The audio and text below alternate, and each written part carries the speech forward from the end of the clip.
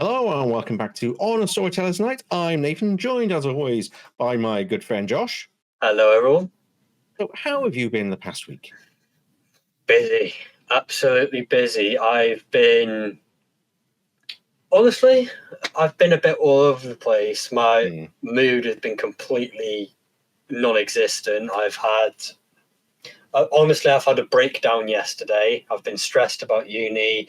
I've been stressed about family life and other situations, but Yeah, that's been sorted. I've got a straight mind right now. I've got 90% done when it comes to packing for uni, and all I've got left is the PC, TV, and my couch bed. That's it. Cool, not too bad then. So you're getting there finally. It's a lot to do, isn't it? Moving in this Saturday. This Saturday coming. Yeah, Swansea is the week after they're doing it there, so yeah, that's fun and games getting everything together for that. But it's all good, isn't it? It's all good. What about yourself? Oh, this week has just been trying to catch up, getting back into the whole YouTube thing. So I've been streaming No Man's Sky all week, doing the new update, which has been. I've seen. It works so well. It's a good thing to do, especially since there's the creative mode. You don't have to worry about getting all the resources and all that. You can just build. And as you saw those stupid builds that I've been doing. The Millennium Falcon I was quite proud of. That's quite good. And the Almighty, that was just stupid. It's absolutely stupid to use as well because you get that big thing in front of the your cockpits. You can't see your drive unless you go in third person mode. It's absolutely ridiculous, but it just shows the versatility of it. So much you can do, and people are building everything. They're building Voyager. I saw someone made Death Star 2. Yeah. The second Death Star, and it fully it shoots like a Death Star, and it does damage to it doesn't do damage. It mines the planet with its beam. It doesn't destroy it, but it mines the resources. It's nuts. It is so much. It is so much fun. It's put a whole new level on the game. The fact that you can use it with your friends as well and have them as crew and make crew quarters. You can't use the crew quarters. You can't actually sleep or anything in the game, but you can have the kind of crew quarters and all of that.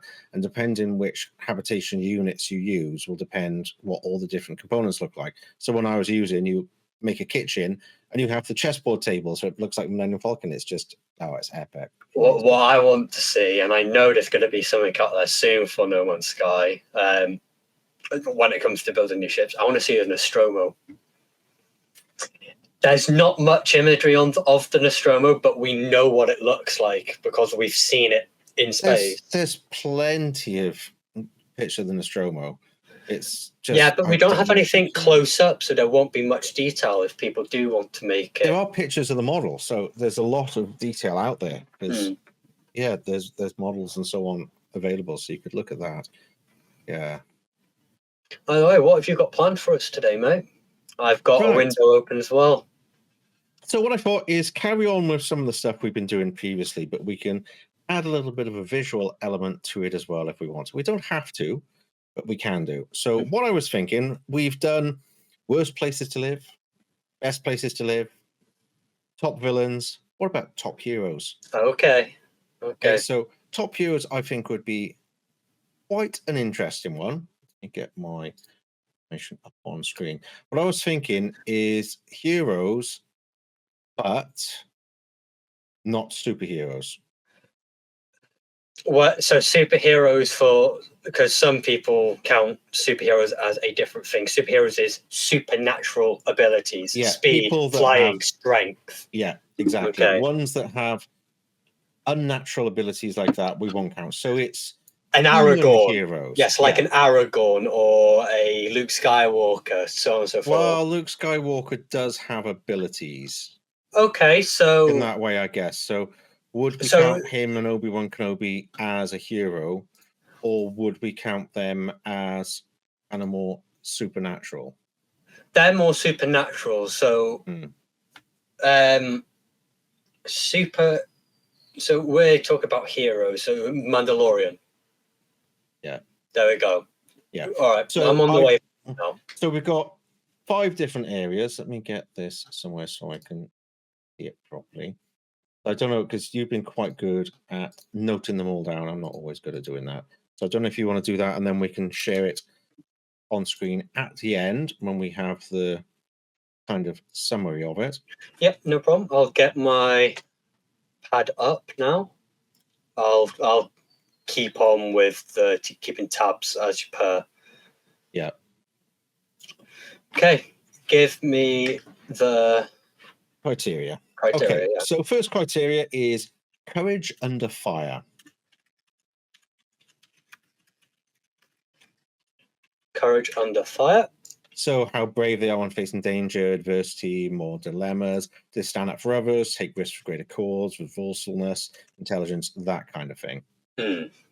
Lost what I was looking at. In a sec.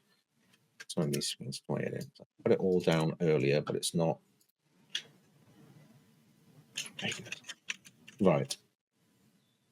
Oh, sorry. Resourcefulness and intelligence are the second criteria. Resourcefulness and intellect. I'll just put intellect. Yeah. So, do they solve problems creatively or outsmart opponents? Are they strategic thinkers or quick on the feet?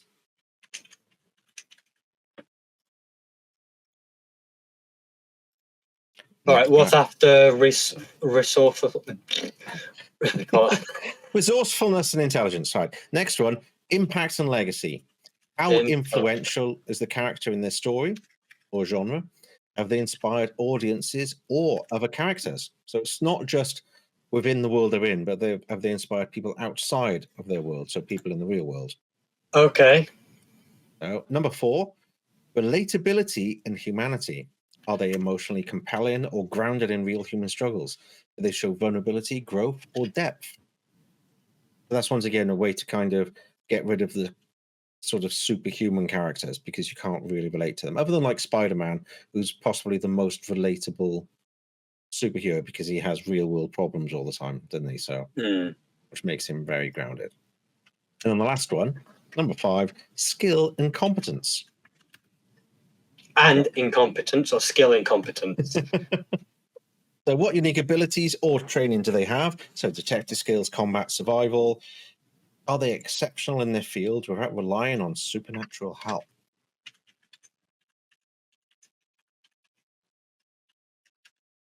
All right, so courage under fire, resourcefulness and intellect, impact and legacy, relatability and skill incompetence. Skill and competence. And incompetence. Competence, yeah. Okay. Competence and competence, and competence. Not incompetence. I've got it. We're not looking for Mr. Bean. That's a good, clever one, that. Well done. Oh.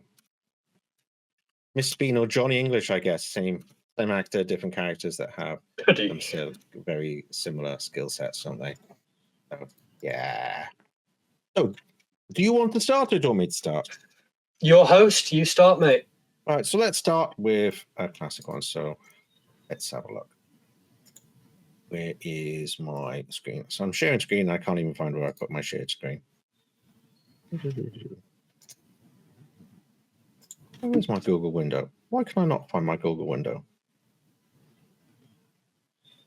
That is bizarre. My window that I'm sharing seems to have disappeared. Yeah, it has. I've currently got mine up. Right. Let me share mine again then. Right, I get that. Let's share screen again. Must have accidentally closed it down when I was doing some other stuff. Right, so first one I'm going to do, which you'll be able to see, but the audience won't yet. Okay. Get an image up. Which one should we choose? You can. Oh, you know the right one to choose, mate. There's the only one to choose from this lot. You see, there is and there isn't. It depends kind of what you think, but wow, this is crazy. You know what? I think that's that's the correct one. Oh, great. And brilliant. And it's one of those sites that gives me crap. I I just want to show the image, but it's not going to let me do that. Let's just do a poster for one of them, shall we? See, which one do I want? Oh, you know what? This can actually load. Oh, I'm going to have one of those days now on I work. This isn't going to work properly. I think that'll do. That shows it. Okay, doesn't it? I think that'll do. Let's go and share my screen. And it's not. Oh, for God's sake. Why does it do that? Because it opened in a new window. Not a pain in the ass. I'm just going to leave it as that. That's just doing my head, and I hate Google. I hate Google Images. It's a pain in the ass. But anyway, James Bond in all his various disguises. I don't understand. Oh, shut up, Google. You're Peter crap. God's sake.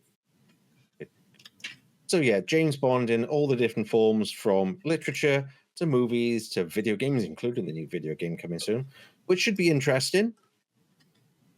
Even if it's a little bit odd that they've kind of gone back to a younger James Bond, haven't they? So I don't particularly mind it. No, it depends what they do with it, to be honest. It's looking like it might be good. As long as it's along lines like GoldenEye, I think it'd be quite good. Right. Let's go down the list. So, Courage Under Fire. How brave is he against adversity, moral dilemmas? Do they stand up for others? Take risks for a greater cause? That's kind of what James Bond is, isn't it? He's probably going to do pretty good on this, let's be honest. Yeah. On a lot of these. Oh my God. So if we do, what are we going to do? 2 points for each maximum. So then we've got 5 categories, maximum of 10, same as we did with like villains, yeah? Yep. Every time we do something like this, where I'll get an Excel sheet up, we'll do exactly that. 1 being worst, 10 being the best. Right. So Courage Under Fire, it's got to be a 2, wouldn't it? You know, he doesn't get shaken, obviously. Shaken and stirred. You know, it's behave. It's what he does, isn't it? You know? It is James Bond, Courage Under Fire. It's him. Resourcefulness and intelligence, it's got to kind of be a 2 again, isn't it? Because it's what he does. He knows all different languages.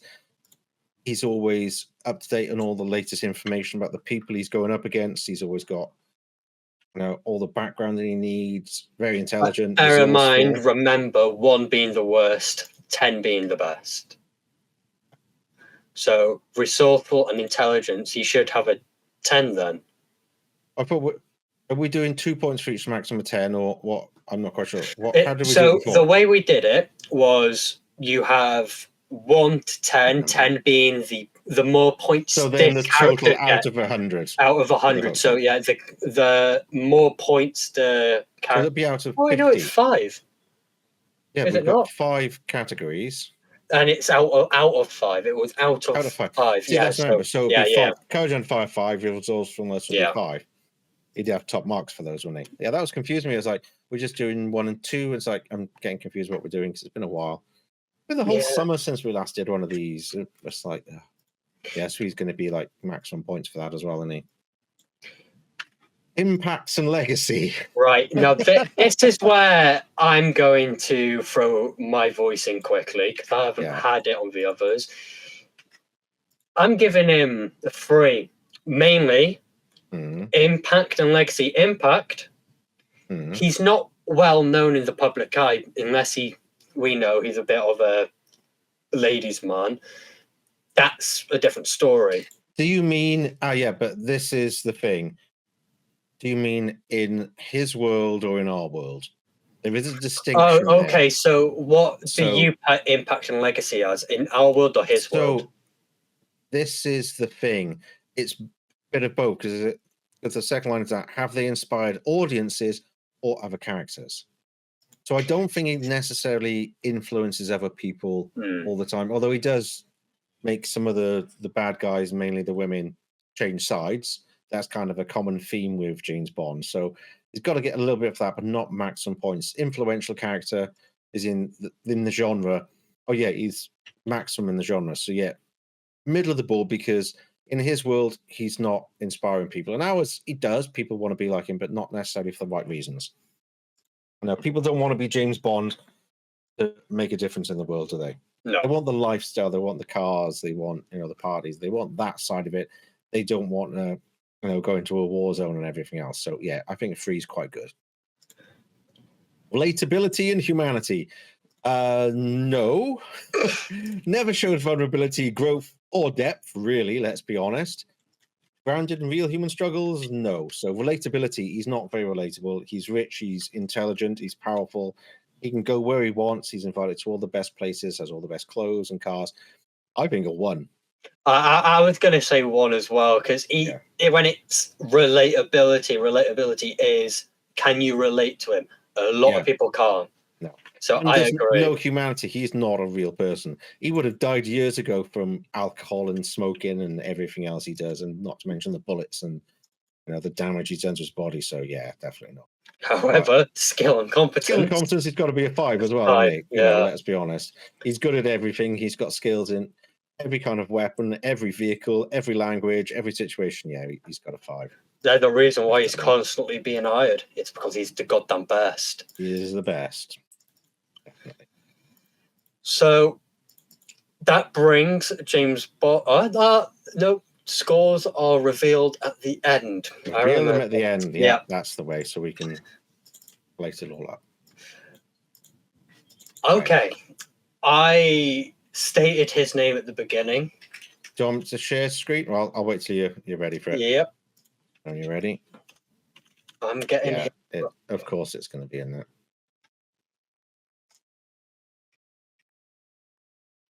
Oh wow, I see what you mean. It's a page. You click visit and it'll put you on it's like it might open a new window. It's just like, oh, it's so dreadful. And the trouble is we can't get it all ready beforehand, because then you'd know what it's all about. So in that case, I'll just do just have various images like I did. So, I think that's probably going to be easy. Let's show you. Aragorn. Another Aragorn. Yes. The true king of Middle Earth. Heir of Isildur. Courage Under Fire. The king of Gondor, wherever he's king of Middle Earth, is slightly different. Oh, Gondor, really, king of Gondor. Yeah. Well, to me, he's king of Middle Earth. Vigo or Aragorn, like specifically there. I mean, he is a handsome devil. What can I say? You just love the bit when he pushes the 2 doors open. Edoras, let's be honest. Courage Under Fire. He is the warrior. He's the fire in Lord of the Rings. Everyone that is surrounded by Aragorn has a morale boost. There's, I would say, no less than 4. Oh yeah, definitely. He's brave in the face of danger, adversity, and moral dilemmas. Stands up for others, take risks for a greater cause. He does all of that. The only reason I think he'd go down to 4 is because he did sort of hide away from a lot of it for a while, doing other things in the background rather than, you know what I mean?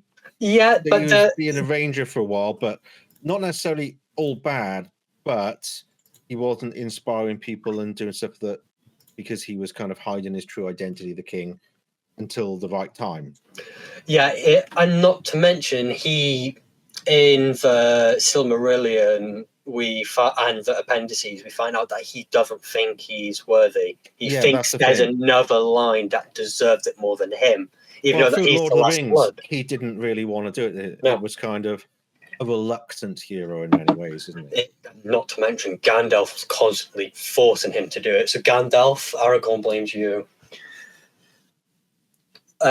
Resourceful and intellect.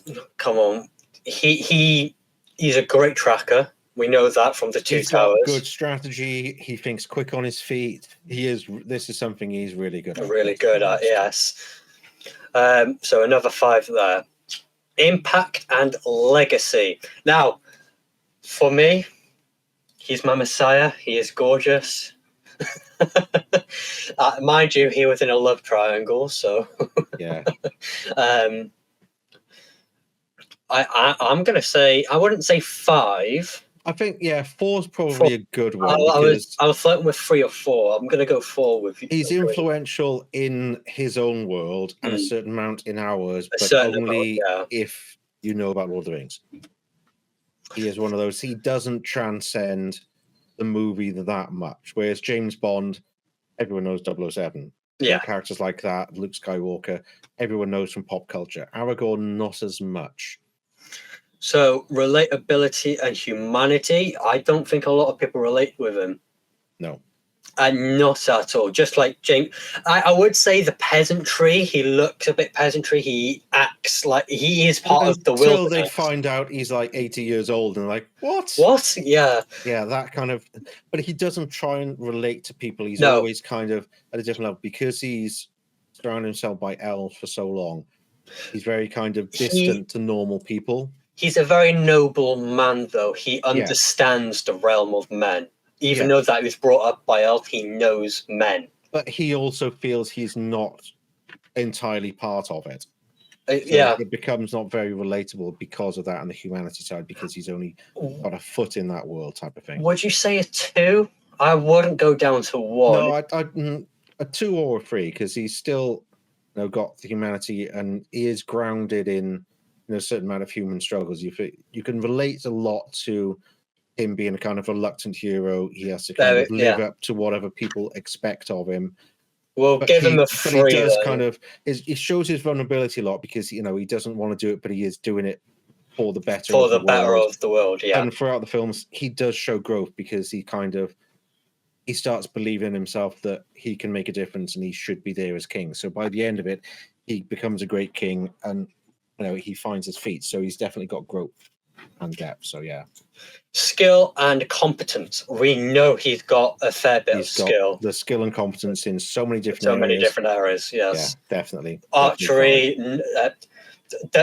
He may as well have a goddamn lightsaber the way he deflected that knife from Lurtz. But yeah, I'm agreeing that 5. Yeah, no, that was good, and that was all Vigo, nothing to do with Aragorn. That's just Vigo. When it comes to competence, he broke his toe. And he broke his tooth, yep. So yeah, he's done a lot of that. So does that make him slightly less competent because he broke his foot kicking something? But he went with sword it. Fight. But then that's Vigo being Vigo. But then Aragorn is a little bit clumsy. Yes, he is. I think in the original cartoon, he fell over while he was running. He tripped over his own sword, for God's sake. And they kept it in the movie. I just love that. It's a cartoon. And they kept because the rotoscoping where they had the actors and then did the animation over the top. He's running, the actor falls over his sword, gets tripped up, and they keep it in the movie. It's just like it's perfection. Perfection. So with all of these things, does that bring him down to a 4? Because he sometimes makes the wrong choice, or Yeah, but then again, we can weigh up all of his right choices. He told Gimli and Legolas, "We're going to hunt some orc, find Merry and Pippin, and not go with Frodo."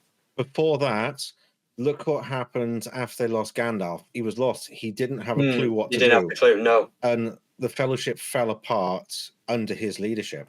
Because he wasn't ready for it. No, he just wanted to get everyone to safety, and that was Lothlorien. He didn't know what to do after that. He got to Lothlorien, that was him, done. Exactly, and he was ready to stop and go do something else until he was... I'll agree with a 4. So I will agree with a 4 there. I think a 4 makes sense because he is a more human character than a lot of them, isn't he? So I think that makes a lot of sense to me. Let's get my next one ready.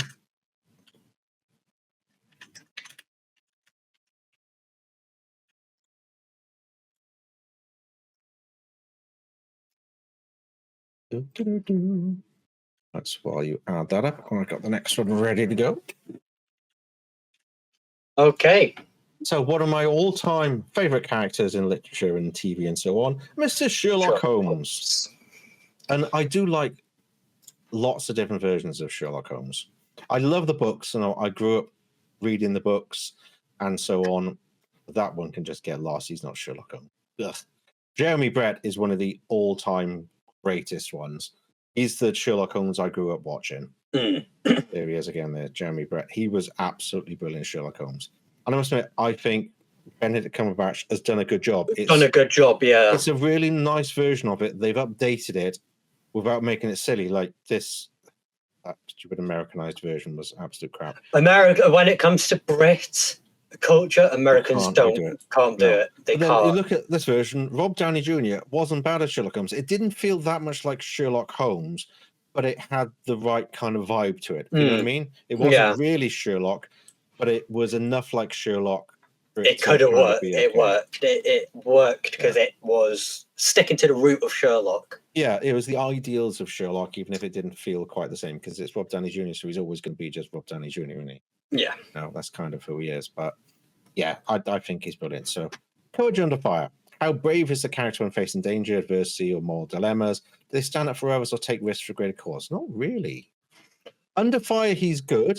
He keeps a level head in situations. Yeah, and he's quick as well. He thinks That's thoroughly. more about the next one. That's resourcefulness. Yeah, true. So Courage Under Fire, he's good when facing danger and adversity.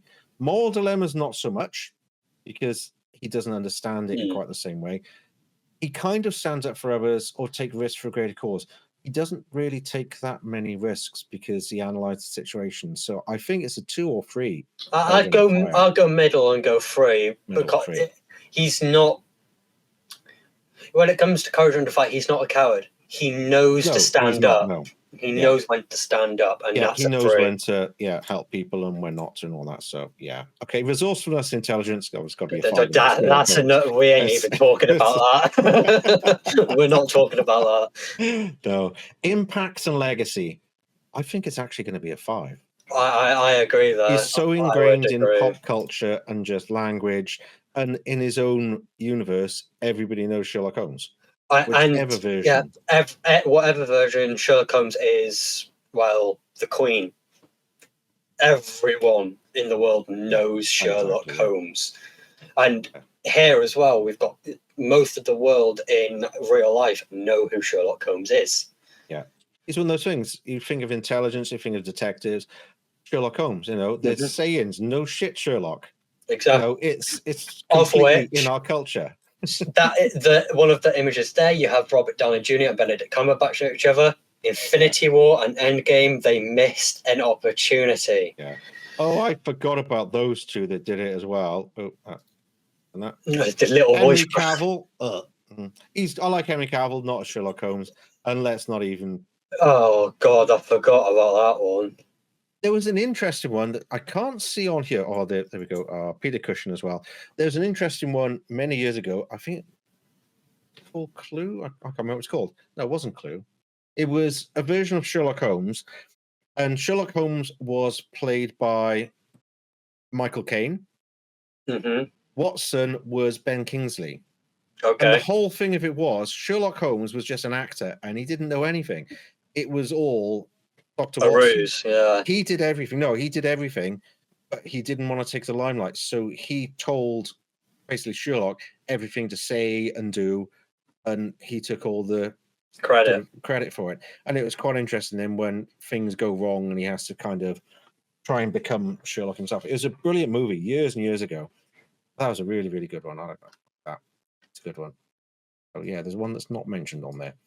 I'm surprised because they go Christopher Lee as well. There's so many people have played him. Christopher Lee has got a catalogue and a half of characters he's played. He's done everything. Peter Cushing as well did a lot. Let's be honest. We could go on all day talking about those lot. Right, where do we get to? Right, relatability and humanity. Are they emotionally compelling? Emotion in Sherlock Holmes? No, not quite so much. No, I did in real struggles. To a certain degree. I was about to say, to a certain degree, he is. To a certain degree, he is not. Vulnerability, growth for depth. To a certain amount, because although he's hyper intelligent, he struggles with the world around him. He struggles with people's emotions. He struggles with drug abuse and things like that as well. So he's a very grounded and realistic character. Although he's hyper intelligent, he's that way, and he's sort of honed his skills in a certain way to do what he thinks is best. So I think he does definitely have a certain amount of that. Not a huge amount, because you can't relate to him on certain levels, and on some levels you can. So 3 or 4, I think, for that. I'll go 3. I'll stick with middle pack again. Yeah. I agree with everything you're saying. It is a definite 3 or 4, but middle pack is the safe bet. Yeah. So skill and competence. Well, he's got a major. He's got everything, and He's He can got fight. everything. He can do everything that he needs to do. Anything he wants to do, and he sets his mind to, he can find out about and do. So he's got to be a 5 on that, really, isn't he? Oh yeah, agreed. I think. Right, so I shall let you add all those up and come up with the next one.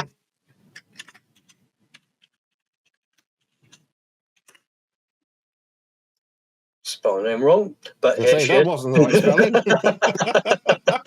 spelling. I'm just going to copy and paste. That's my dyslexia kicking in. Princess Leia. Right, so Princess Leia, Courage Under Fire. Does she count? Because she becomes force sensitive and can use a force and float through space. Or are we doing original movies, not new ones? If you count that utter crap, I'm not doing this anymore. I'm just saying, because she was force sensitive. Well, in the comics and the novel, she does become force sensitive. She is in Return of the Jedi. Yeah, but she does send. In fact, Empire Strikes Back, she does. She does, yeah. And she senses his presence. So does that eliminate her from this? Because it does. It does. All right. Well, I'll go with. It's hard to tell if her abilities are because of who she is and how she's brought up, or because she has abilities that are otherworldly. Well, I'll just do this. The Mandalorian. Yes, the Mandalorian. Okay, then. So, Courage Under Fire. But you didn't spell his real name.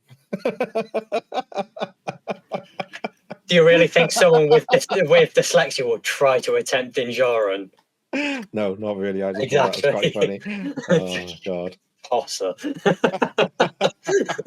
Right. This is one of those ones we could do an episode with just Pedro Pascal and just annoy people. Yeah. I'm just sick of seeing the guy now. Although he seems to dine a lot of stuff as well, doesn't he? Which, like, Sean Bean. So that was low. So resourceful and intelligent. No, Courage Under Fire. Courage Under Fire. Yeah, he's got Beskar. He doesn't care. He knows that he's impenetrable to most blasters. Yeah. And not to mention, he knows in the beginning he didn't have Beskar. No, but he was still the same. He was still the same, still forthright. He still didn't care. He went in, got a bounty, cold or warm. He didn't care. As long as he did, this is the way. So I'm going to say 5. 5, yeah. Agreed there. Resourcefulness and intellect. He's resourceful, but he relies on intelligent. No, he relies on other people. So 4, 3, 4. I think 3 middle ground because he is resourceful, but his he just relies on other people. Lacking. Yeah. Impact and legacy. I'm gonna say 2. Yeah. There's better Mandalorians out there. Well, there used to be. I didn't have to say anything other than that. Oh wow! I don't know. I was not expecting that. How true is it though? It's very true. I like the actor. Don't get me wrong, but I still like the original. Yeah. So they shouldn't have changed it. Yeah, 2. Relatability and humanity. He's human after all. That gives him a little bit, but in his world, there used to be many Mandalorians. So all Mandalorians were accounted as the same. You were a Mandalorian if you have Beskar or not. He's known more for being a bounty hunter than a lot of other. Yeah. But the thing that gets me for like the relatability and the humanity is this is the way. His stupid religion that he follows. It makes no sense at all. It's a dying religion, and he's grasping onto it like there's hope, but there isn't. He doesn't even know why. Why exactly? He's always done. I've always done it this way, so this is why I'm doing it. Yeah, but why? Because I've always done it this way. Well, that comes back to the intelligence part, doesn't it? So 2. Yeah. Okay, so skill and we know he's got a lot of competence, but skill. I disagree. Well, he's got more skill than competence. He's good, but he does occasionally falter as well, and he has to rely on other people. So in a world where the Empire rules, you are very limited. The Rebellion are limited. Hell, even Luke Skywalker was very limited in the stuff that he could have done. But then all the stuff we know about the Mandalorian happened after the fall of the Empire. After the fall of the Empire, yeah. But the Empire was still around, and it was transitioning into, sadly, the First Order. But when it comes to skill, he relies more on his gadgets, his tech, his weaponry. He relies more on that than his skill. Don't get me wrong, he is very knowledgeable, but skill. If he's somewhere out of his comfort zone and he doesn't have all his stuff, he's kind of lost. Yeah, so I'd say middle pack again, 2, 3. 3 is fine because he is good when he's got his equipment and when he's got things going his way and he's planned. He's good. We look at things when they're trying to find out information on Grogu and they go to that Imperial base, and he has to get saved by somebody else. He doesn't know quite what he's doing. He's completely lost and out of his depth. Yeah, agreed. So yeah. Okay, so next up. That's that one. All right. So I'm going to go with one.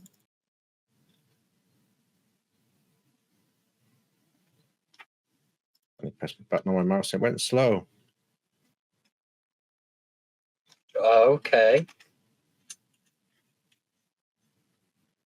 Has to be the GOAT of all women, in my opinion, in film.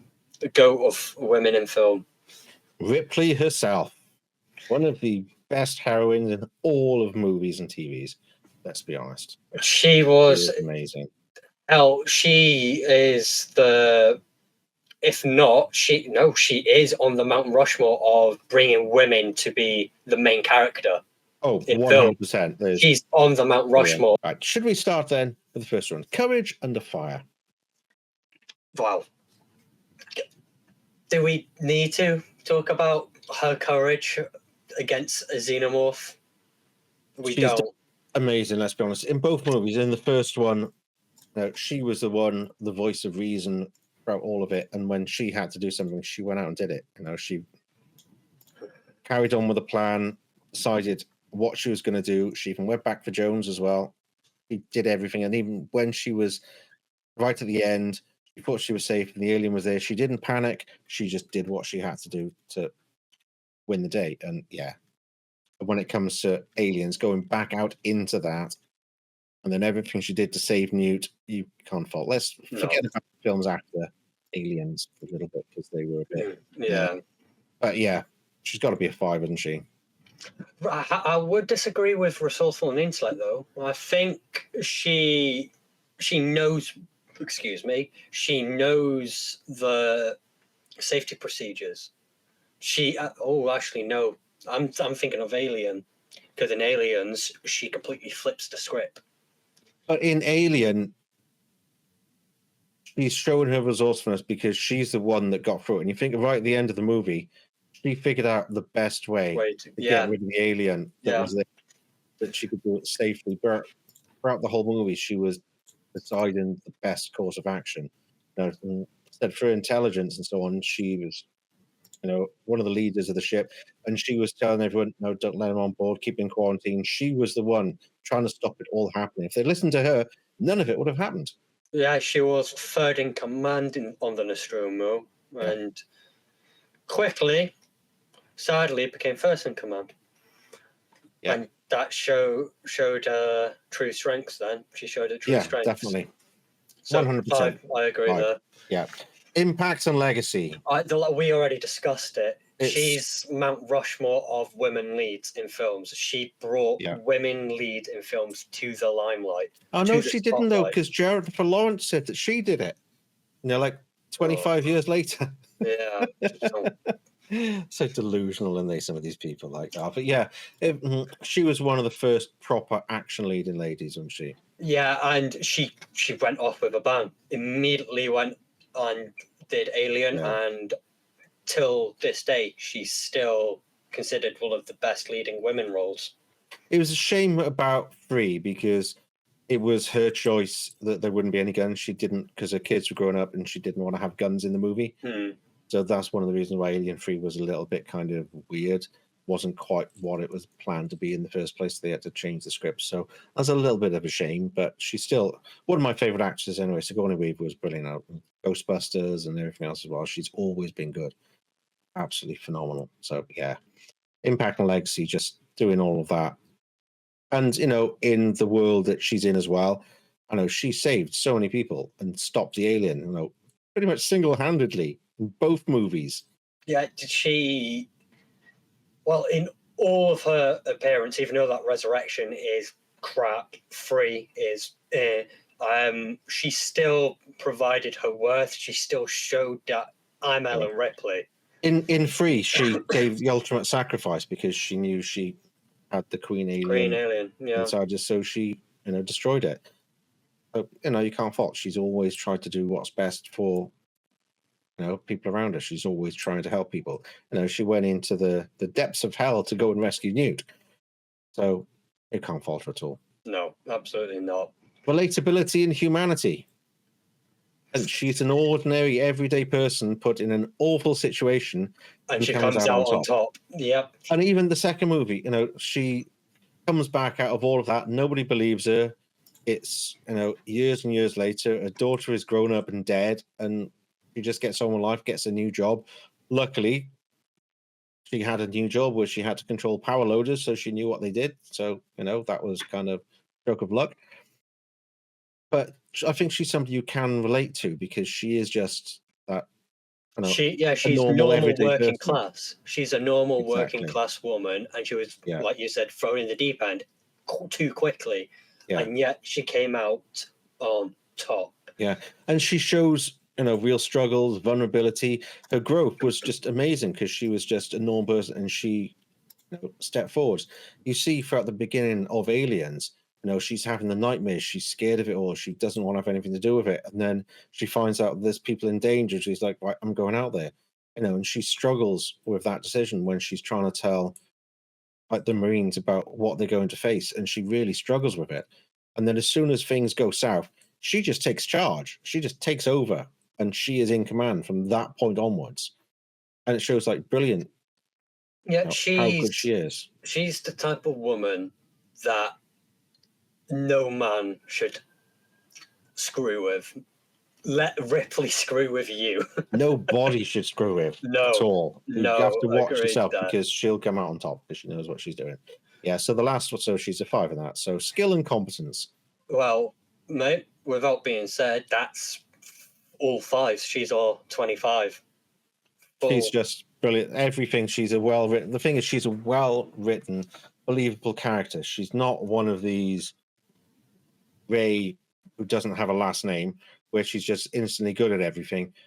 Ripley had that arc where she was just a normal person doing a normal job, and she was pushed in a situation, and she figured out how to be on top, how to win the day several times. So, yeah, she's just brilliant at everything. It's really good. Well, my next guy, or next person. Okay. Wait till you got it ready. No. Why not? No good. Supernatural.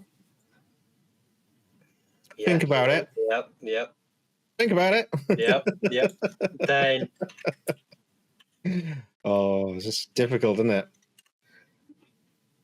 Tywin Lannister. He's my favourite. He's not a hero, though. I meant the dwarf. I keep forgetting his name. Tyrion Lannister. But then, do we count him as a hero? I guess maybe a reluctant hero because he's a lot like Aragorn. He knows that he can be, and he does a lot of good things in the show. He does eventually, yeah. He starts off just a rich brat, didn't he? Rich little brat. No pun intended, but yeah. Yeah. But yeah, I'll stick with Tyrion Lannister. Okay, then. No problem. Courage under fire. Well, he can't really do much. No. This is a real lesson that he can't do a lot, and especially early on in the series, he did avoid conflict at every opportunity. Just because he knows he couldn't do anything about it. So it doesn't... And he always had muscle for him. Yeah, exactly. So how brave is the character when facing danger? He got more brave towards the end when he had a reason to be. You see, That's the thing I'd with go him. 3 because at the beginning, until late season 5, I think he's a Yeah. 1. As soon as late yeah, season 5 100%. happened, to When season he decides that he wants to make a difference in the world for the better, that's when he when he changes. Because changes, early on, he'd push somebody in front of a dragon to save himself. By the end, he'd try his best to help that person. So yeah, it's been a great lot of growth. So yeah, definitely resourceful and intellect, very high. very high. He's What he is. that's him. That's how he his survived character. for so long. Yeah, it's exactly what the character was written for in that. Definitely. Being resourceful, he's intelligent, and he knows when to speak. He knows when to. He struck Joffrey. Did my hand all of a sudden fall from my wrist? No, Yeah, because he knew he would get away with it. He knew exactly. he knew he would get his hand chopped off. Yeah, 100%. Impact and legacy. Everything kind of went boobs up towards the end, but but then real world as well. A certain amount, most people know who he is. yes. And I've got a hip flask downstairs that has his saying on it. I drink and I know things. That's Yep. my favorite hip flask as well. So that. So And on my, I think it's on Instagram. I've got like a quote on there. It's like, I drink coffee and I know things. I've kind of twisted it in my own way. So for I me, it looked at is. it not long ago. He is a certain amount in pop culture because of the popularity of the character and how different he is. Because he's not a generic hero. He doesn't have the stature of a normal hero. He is a lot shorter. Let's be honest. It's what the character is.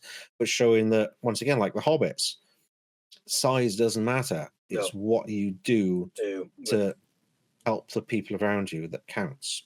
And that's what he did in the end. He helped stop everything and trying to rebuild the world in a better way. So, yeah, I'd give him a 4. I won't give him 5 because very specific. it's very being.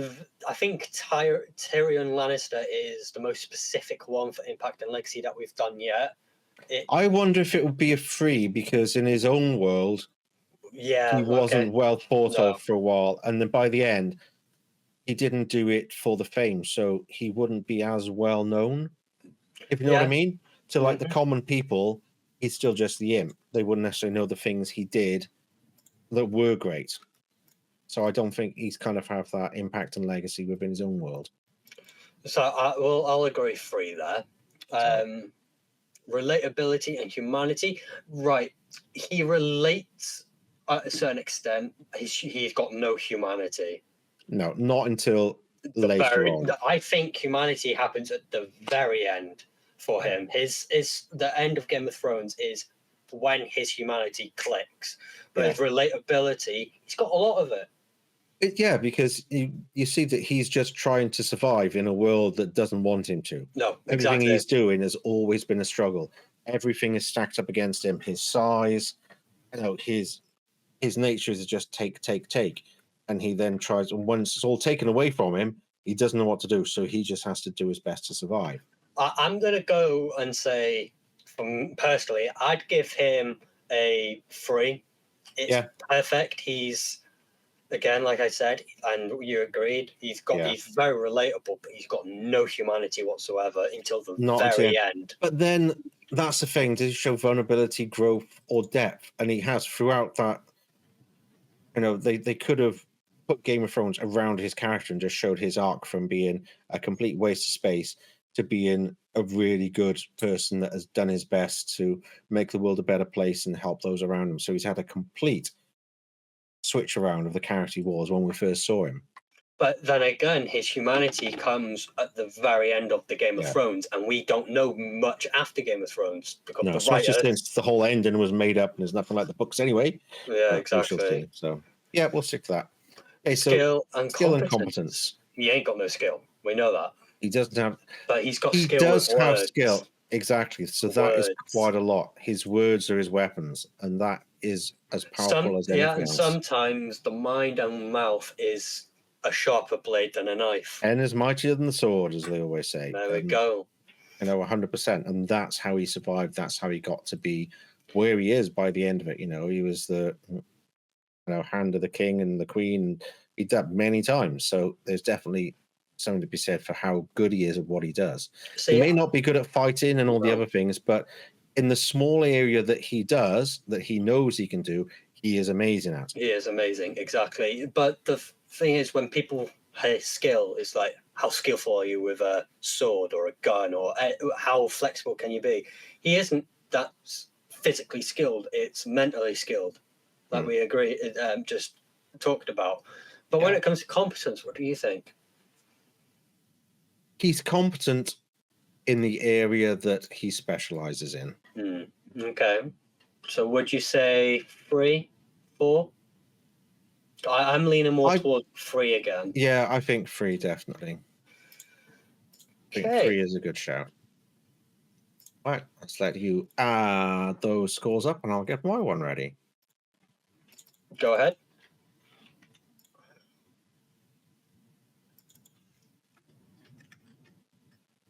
So we have John McClane from Die Hard. Oh God, I haven't watched these films in a hot minute. But I thought, especially with everything with Bruce Willis and his illness and not being able to even talk anymore, which is so sad. I thought it'd be a nice one to kind of put in. He's left his family now. He's gone into an official. Yeah, he's in home. Yeah, he's in a home. Yeah, it's really sad because amazing movies and everything he did. Yeah, he has been deteriorating for a while. You see the kind of movies he was doing near the end. He was struggling remembering his lines, and people just taking advantage of him and just using him, which happens a lot, unfortunately. But anyway, let's get back to what we should be talking about. Because, Bruce Willis is an amazing actor, and he's going to leave behind a massive legacy of some fantastic characters and movies. Yeah, agreed. Courage Under Fire. We again. He's just good. It's what he did. He is a badass. Definitely. Okay. And he stands up for the little man. He does try and do what he can to help everyone around him. That's kind of what he does, being a cop in it. So yeah, definitely top marks for that. Resourcefulness and intelligence. He's very resourceful, but I wouldn't say he's intelligent. No. So I think maybe a 3 for that. Yes, agreed there. His intelligence shows when he thinks of like the vent, going through the vents. But that's more his resourcefulness, isn't it? He's more resourceful than he is intelligent. Although saying that, there's a couple of moments that he does figure things out. Like the first time he talks to Alan Rickman's character, he knows that he's the bad guy and gives him his gun, but he's already disabled it. Yes. So he's got a certain amount of intelligence there, but it doesn't always shine through, does it? No. Because he doesn't think first, he acts first and then thinks about it when he's got a moment spare. So definitely mid. All right. Impacts and legacy. In his world, nobody knows who the hell he is. He's just a cop that went through some bad situations. So in his own world, nothing. In ours, probably middle, because he's well known, but it's been a while. In my opinion, I love Die Hard. I love the films, the whole catalogue, but in my opinion, the only reason why people grasp onto Die Hard these days is it a Christmas movie or is it not? Is it a Christmas movie or is it not? It's Christmas. I'd say it's a Christmas movie. It's Christmas music everywhere. If it wasn't for the Christmas party, there wouldn't be a story. No. There wouldn't be a movie unless it was Christmas. So it has to be a Christmas movie. You heard it here first, people. Yeah. Die Hard, the Christmas film. So is Gremlins. Yeah. But it is. I always watch Gremlins at Christmas. I'll never watch it any other time of the year. Yeah. Halloween. So is Lord of the Rings. There's a guy with a big long beard, elves everywhere. It's got to be Christmas, isn't it? The main elf wears green. Exactly. Giving presents to people. Like, look, Galadriel's giving out gifts left, right, and center. Oh, my Lord. So Impact Legacy 2. Yeah, probably I'd say 2. Yeah. I wouldn't go.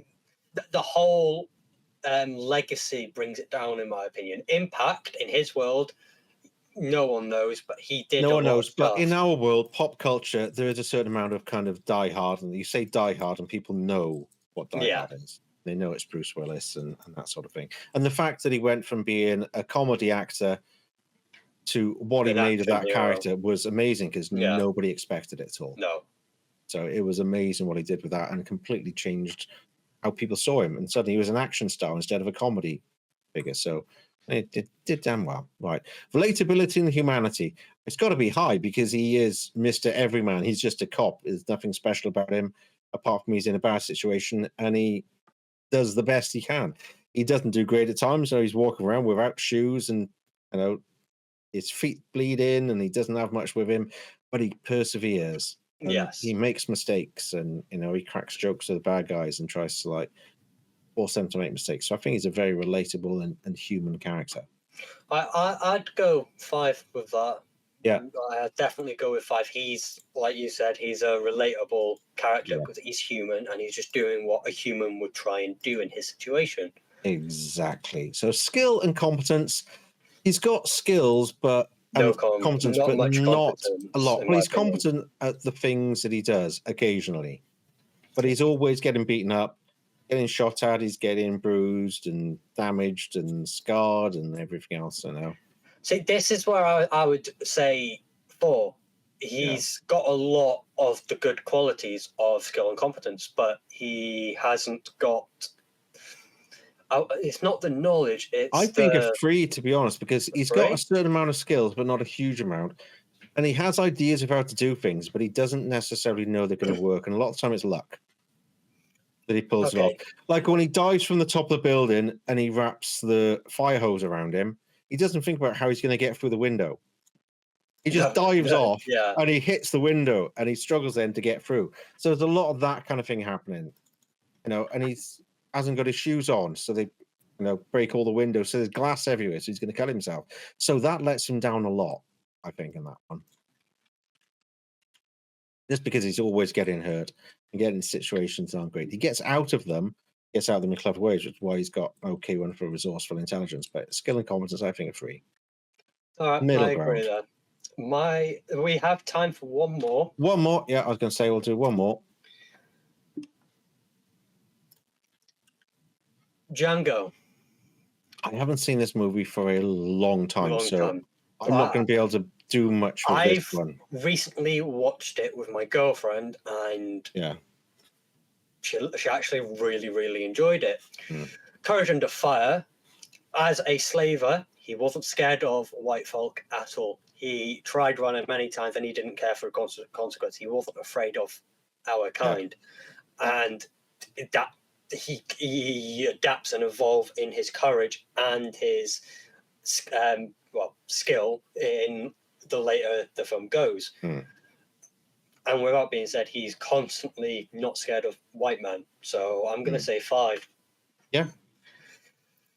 Resourcefulness and intellect.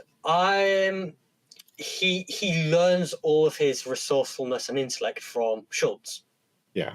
The Dr. Schultz. He learns it from him. He doesn't have it to begin with. And that's going to be low for Django as a whole. So I'm going to say a 3 because he learns it from someone else throughout the film in different stages. Makes sense. Impact and legacy. Impact and legacy in his own world. People know about him towards the end. It's like, you're the slave that turned bounty hunter. You're the slave that turned bounty hunter that took out one of the biggest slave traders in the world, in America. And he is recognized for that because there's a novel that Quentin Tarantino co-wrote after Django, and Django becomes a full-time bounty hunter. And he's well respected among white people. Cool. So I would give him a 4 because he was a slave to begin with. Yeah. There wasn't nothing about him, and he, like resourcefulness and intellect, Dr. Schultz made him. Yeah. Who he was. So I'd say 4 for him there. Okay.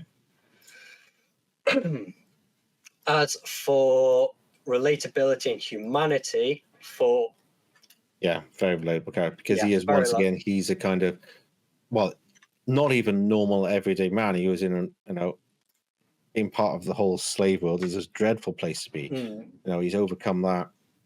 I remember watching a video, God knows what it was, but Quentin Tarantino ends up saying, with Jamie Foxx, ends up saying that he's proving that black men or black people in general have a place on planet Earth. They grow to become skillful. He quotes NBA, more black than white. Most sports. Most sports are more black than white. American football, you look at the Olympics, depending on sport, you look at things like gymnastics, not so much, but when it's speed and strength, it's more black. Boxers, that's kind of the way the world has gone. So relatability and humanity, he's very human. Django is nothing but human. Yeah, definitely. It's a 5 for Django there. Yeah. Skill and competence, he was natural. As Schultz says, when Django fires the sniper rifle with no scope, he says, "You're a natural." And Django learns quick hip firing, like it's nothing. Competence, he's well-rounded, he's very level, he's brought down to earth, and he knows how to speak. And he's not afraid. He knows how to speak to white people because of his courage. And that comes down to competence. So, in my opinion, another 5 there. Yeah, makes sense. All right. I've probably seen more like behind-the-scenes stuff of the movie than I've seen the movie. Yes. You know what I mean? It's like the whole thing with Leonardo DiCaprio when he smashes the glass and cuts his hand, and they kept it in the film, and all the different stories about it. I've probably seen more of that than I have the actual movie. I've seen the movie, but not for a while. Right, I'm just going to get the scores up with the share screen. And we'll see how we're doing. All right, ready for me to share it? Yep, go ahead. Well, that works. There we go. So, James Bond, Courage Under Fire is a 5, Resourcefulness and Intellect, 5. Impact and Legacy, 3. Relatability and Humanity, 1. Skill and Competence, 5. 2 out of 25. James Bond gets a 19. Aragorn, Courage Under Fire, 5. Resourcefulness and Intellect, 5. Impact and Legacy at number 4. Relatability and Humanity, 3. Skill and Competence, 4. 2 out of 25, 21. Sherlock Holmes, Courage Under Fire, 3. Resourcefulness and Intellect, 5. Impact and Legacy, 5. Relatability and Humanity, 3. Skill and Competence, 5. Total out of 25, 21 as well. 21. Same as Aragorn. The Mandalorian, Courage Under Fire, 5. Resourcefulness and Intellect, 3. Impact and Legacy, 2. Relatability and Humanity, 2. Skill and Competence, 3. The lowest score on the board, 15. Ellen Ripley, Courage Under Fire, Resourcefulness and Intellect, Impact and Legacy, Relatability and Humanity, Skill and Competence, are only green round. Total at 25, 25. I'll take. Tyrion Lannister, Courage Under Fire, 3. Resourceful and Intellect, 5. Impact and Legacy, 3. Relatability and Humanity, 3. Skill and Competence, 3. Tyrion Lannister, total out of 25, 17.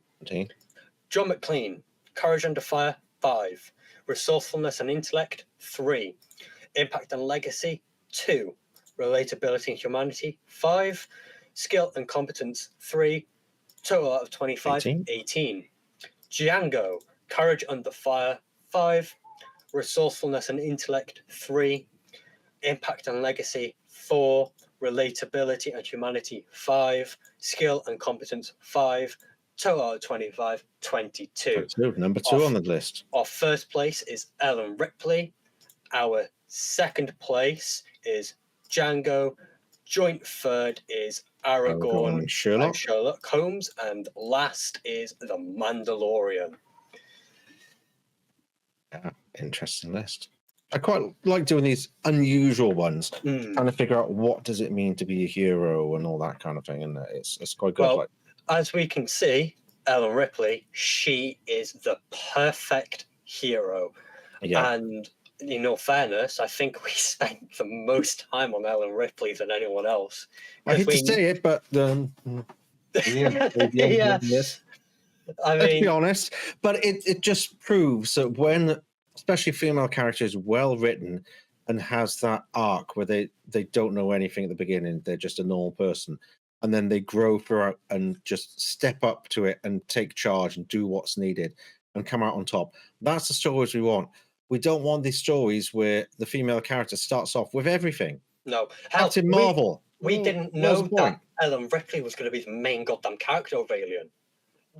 My dad told me when he first went to watch it, he generally thought Ian Holm would have been the main guy because he is the bigger actor out of everyone there. Yeah. But no. Or Captain Dallas, you think, Captain Dallas, might be the main character. He's the captain. Tom Skerritt, he's a brilliant actor. He's been in so many things. He's brilliant. But no. No. The third in command is the main guy, woman. And she was just so well written and well acted. Let's be honest, Sigourney Weaver is amazing anyway. I can never fault her acting. It was just absolutely brilliant. No, neither. It's exactly what we want. But they need to learn that's how to write good characters. It doesn't matter if it's a male, female. You want that arc. You don't want these people that can do everything straight away. Look at Luke Skywalker. He was a little farm boy that couldn't do anything, getting beaten up by everyone. And by the end, he's like a Jedi Knight. That's what you want. You want the arc, and you want somebody to fail. He fails. Empire Strikes Back. He fails. He loses his hand. He loses his friend. He's got nothing, and he has to rebuild. That's the character arc we want. Ripley is very much the same. She's got it, and then she loses everyone. She's on the escape shuttle. It's like, oh, good, it's all over. Oh no, the aliens there. And aliens, everything is going bad. She loses Newton. She's like, right, I'm going to get her back. And she has that throughout it. She's learning from a mistake. She's not perfect, but she learns from it, and she does her best to do the right thing. That's what we need. Is there a character that you want to quickly throw up? That we won't score them, just like a character that you think we could have put up. There's so many different characters. You think, especially lately, but the trouble is, there's so many characters that are similar. We could have had like Reacher. Yep.